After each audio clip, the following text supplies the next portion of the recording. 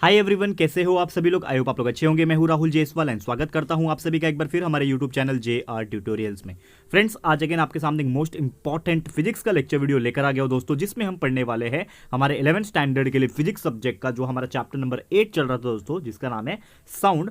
आज हम लोग इस पर्टिकुलर चैप्टर का लेक्चर नंबर 6 आपके लिए लेकर आ गए हैं, जो कि अगेन एक बहुत ही ज़्यादा इंपॉर्टेंट लेक्चर वीडियो होने वाला है। साथ ही मैं आपको बता दूं दोस्तों कि ये जो लेक्चर है हमारे इस चैप्टर का आखिरी लेक्चर होगा, यानी कि फाइनली हमारा ये जो चैप्टर है जिसका नाम है साउंड, ये हो जाएगा टोटली कंप्लीट। ओके दोस्तों, तो आज के इस वीडियो में हम बात करने वाले हैं common properties between the Doppler effect of sound and light.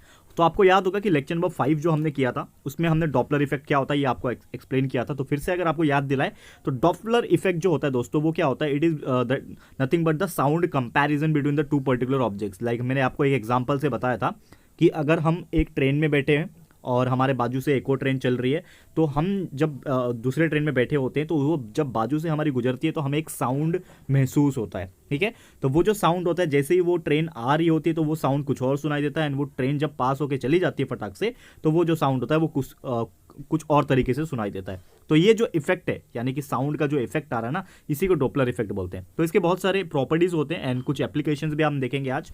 ठीक है, ओके सबसे पहले बात करेंगे कि जब भी कोई रिलेटिव मोशन होता है लिसनर के बीच में, यानी कि जो सुनने वाला है, ठीक है, या फिर कोई ऑब्जर्व कर रहा है ऑब्जर्वर है, या फिर सोर्स, ठीक है ना, जहां से साउंड जो है या फिर लाइट वेव जो निकल के आ रहा है, तो उसका जो रिकॉर्डेड फ्रीक्वेंसी होता है वो डिफरेंट होता है as compare to the emitted frequency. जैसे हमने एग्जाम्पल बताया कि समझ लो कि ये एक ट्रेन है, ठीक है, ये एक ट्रेन यहाँ से पास होकर आगे की तरफ जा रही है, एंड सेम उसी ट्रैक के बाजू से एक और ट्रैक है यहाँ पे, और जो ट्रेन है वो उसके रिवर्स डायरेक्शन में जा रही है। तो जैसे ही वो ट्रेन जब इसको पास करके चले जाएगी तो ये सोर्स जो है, साउंड ऑफ सोर्स जो है यहाँ से आ रहा है, यानी कि जो एक्चुअल साउंड है वो यहाँ से निकल रहा है, यानी कि इसके अंदर जो बैठने वाले इंसान है या फिर जो भी पर्टिकुलर ऑब्जर्वर है या फिर लिसनर है, उनको जो साउंड सुनाई देगा वो कुछ और सुनाई देगा। यानी कि एक्चुअल में ये जो ट्रेन है इसमें से जो साउंड फ्रीक्वेंसी निकल रहा है वो क्या है, कुछ और है, और लेकिन जो सुनाई दे रहा है वो कुछ और सुनाई दे रहा है। यानी कि इन शॉर्ट अगर बात करें कि जो रिकॉर्डेड फ्रीक्वेंसी होती है, यानी कि जो एमिटेड फ्रीक्वेंसी होती है वो थोड़ी सी अलग होती है रिकॉर्डेड फ्रीक्वेंसी। तो ये आपको ध्यान में रखना है, that is the number 1 properties of the Doppler effect of the sound and the light.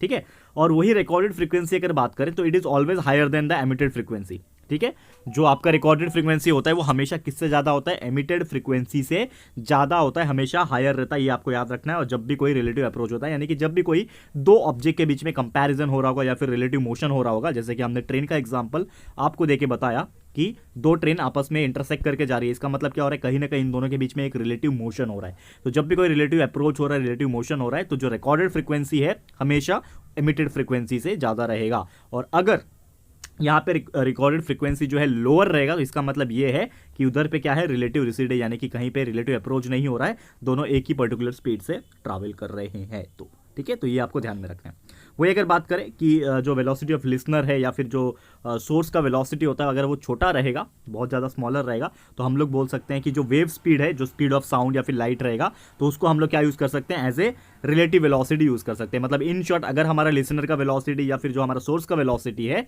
वो अगर छोटा है, बहुत ज़्यादा छोटा है, वो अगर स्मॉल अमाउंट है उसका, तो हम लोग क्लियर कट बोल सकते हैं कि जो वेव का स्पीड रहेगा, जो कि स्पीड ऑफ साउंड या फिर लाइट रहेगा, उसको हम लोग अगर मेजरमेंट करना रहेगा तो हम लोग कैसे मेजर करेंगे, it is nothing but the relative velocity, VR से उसको डिनोट करेंगे। ठीक है, और अगर कोई वेलोसिटी दोस्तों, if the velocity of the source and the observer are not along the same line, यानी कि अगर सेम लाइन में नहीं है, जो सुन रहा है, जहां से साउंड निकल रहा है वो, जो उसको सुन रहा है लिसनर, ये दोनों के साउंड को अगर हम कंपैरिजन करेंगे तो अगर वो सेम लाइन में नहीं आ रहे, उसके अलग अलग कंपोनेंट्स के रिस्पेक्ट में यहाँ पे, तो जो भी उसका लाइन ज्वाइनिंग रहेगा जहां पे भी वो कर रहे हैं, तो उसका क्या रहेगा, वो लॉन्जिट्यूडनल डॉपलर इफेक्ट रहेगा। और उसके लिए हम लोग सेम मैथमेटिकल इक्वेशन यूज करेंगे जो हमने पहले भी देखा है।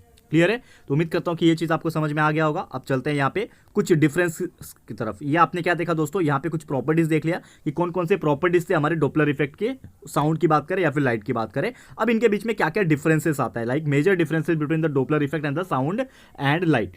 ठीक है, तो डिफरेंस क्या हो जाएगा, क्या लाइक दोनों के बीच में फर्क है। तो as the speed of light is absolute, only relative velocity between the observer and the source matter who is in motion is not relevant. यानी कि हम क्लियरली एक चीज क्या बोल सकते हैं कि जो भी स्पीड ऑफ लाइट है, ठीक है, जब वो एब्सोल्यूट होता है यानी फिक्स होता है, तो जहां पे भी रिलेटिव वेलोसिटी होती है ऑब्जर्वर के बीच में और सोर्स के बीच में, वो यहाँ पे मैटर करता है। एंड साथ ही में हम लोग एक चीज बोल सकते हैं कि जो मोशन होता है ना, वो रिलेवेंट हमेशा नहीं होता है। और एक और एग्जांपल अगर बात करें यहाँ पे क्लासिकल और जो रिलेटिविस्टिक आपका डॉपलर इफेक्ट होता है ना, ये हमेशा डिफरेंट होते हैं लाइट के केस में, आपको ये चीज़ ध्यान में रखना है, ठीक है। तो चाहे वो क्लासिकल डॉपलर इफेक्ट हो या फिर रिलेटिविस्टिक डॉपलर इफेक्ट हो, दोनों के दोनों का इफेक्ट जो होगा वो अलग अलग होगा लाइट की अगर बात करें। लेकिन जब साउंड की अगर बात करेंगे तो वो सिर्फ और सिर्फ क्लासिकल ही होता है, रिलेटिविस्टिक नहीं होता है। और जब भी हम लोग डॉपलर शिफ्ट जो होता है उसको अगर ऑब्टेन करने के लिए चाहेंगे यहाँ पे साउंड वेव्स के लिए, तो बहुत ज़्यादा जरूरी हो जाता है, ताकि हमें पता होना चाहिए कि वो कौन सा ऑब्जेक्ट कैसे मोशन में परफॉर्म कर रहा है उस प्रकार से, एंड वो मोशन में होगा तभी वो चीज़ फॉलो हो सकता है। एंड वही अगर बात करें कि जब भी हवा प्रेजेंट होता है, विंड जब प्रेजेंट होता है, तो उसकी जो वेलोसिटी होती है वो हमेशा चेंज होती रहती है, ठीक है ना।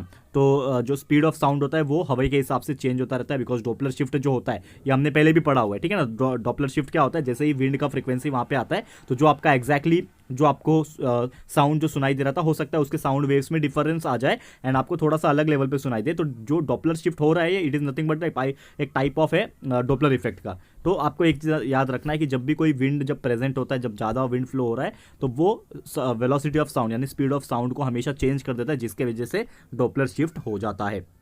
क्लियर है। तो उम्मीद करता हूँ कि ये पर्टिकुलर टॉपिक आपको बहुत अच्छे से क्लियर हो गया होगा। उम्मीद करता हूँ जितने भी टॉपिक्स हमने आज आपको पढ़ा ये सब क्लियर हो गया होगा। And last but not the list एक छोटा सा टॉपिक बच गया है जिसका नाम है दोस्तों एप्लीकेशन ऑफ डॉपलर इफेक्ट, यानी कि जो डॉपलर इफेक्ट होते हैं इसके कहाँ कहाँ यूज होते हैं। तो basically there are so many types of views of the Doppler effect. जैसे कि बात करें रोबोटिक्स में इसका इस्तेमाल होता है, ठीक है ना। जो भी लाइक रोबोटिक इंजीनियर्स होते हैं या फिर लाइक जहाँ पे रोबोटिक चीज़ों का इस्तेमाल किया जाता है, वहाँ पे भी डॉपलर इफेक्ट का यूज़ करके उसको यूज़ कर सकते हैं, ठीक है। फिर सायरन्स जो होते हैं, जैसे कि आपको पता है बहुत सारे सायरन्स जो होते हैं, it is work that is total किसके ऊपर डिपेंड करते हैं, on the principle of the sound waves. तो साउंड वेव्स ऑब्वियसली यहाँ पे डॉपलर शिफ्ट का होना बहुत जरूरी है। तो सायरन्स यहाँ पे एक मेनली डॉपलर इफेक्ट का यूज़ करते हैं। साथ में एस्ट्रोनॉमी जो होते हैं इट इज़ ऑल्सो उसमें जो साउंड वेव्स का इस्तेमाल किया जाता है, डॉपलर शिफ्ट का इस्तेमाल किया जाता है। तो एस्ट्रोनॉमी भी हो गया, रडार सिस्टम आपको पता ही है, ठीक है। मेडिकल हो गया, ठीक है, मेडिकल डेवलपमेंट्स हो गए, या फिर सैटेलाइट्स की बात करें वाइब्रेशन को मेजर करने के लिए, या फिर बायोलॉजिकल डेवलपमेंट जो होता है, ये सभी चीज़ में दोस्तों हमारा जो डॉपलर इफेक्ट जो होता है इसका इस्तेमाल किया जाता है। एंड कुछ छोटे पैमाने में किया जाता है, कुछ बड़े पैमाने में किया जाता है, बट इसका यूज़ हर जगह होता है।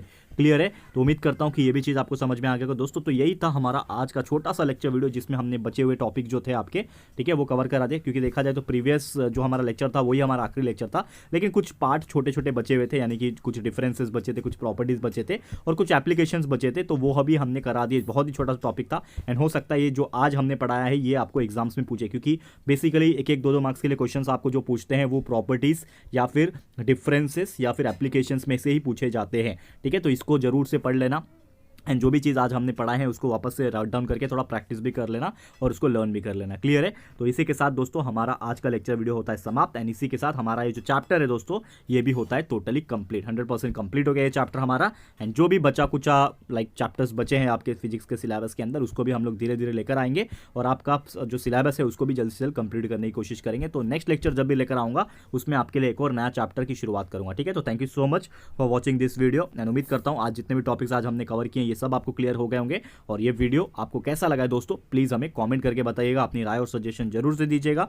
और अगर आपको ये वीडियो पसंद आया है, यूजफुल लगा है फ्रेंड्स, तो प्लीज ये वीडियो को लाइक कीजिएगा, शेयर कीजिएगा अपने सारे फ्रेंड्स लोगों को, फटाफट से शेयर कर देना दोस्तों। एंड अगर आपने इस चैनल को अभी तक सब्सक्राइब नहीं किया है तो फटाफट से हमारे इस चैनल को भी सब्सक्राइब कर देना, साथ में बेल आइकन को हिट कर देना दोस्तों, ताकि जब भी हम लोग कोई वीडियोस को अपलोड करेंगे आप लोग को नोटिफिकेशन मिलती रहेगी, ठीक है फ्रेंड्स। तो मिलते हैं हमारे अगले वीडियो में। ये वीडियो देखने के लिए thank you and good bye.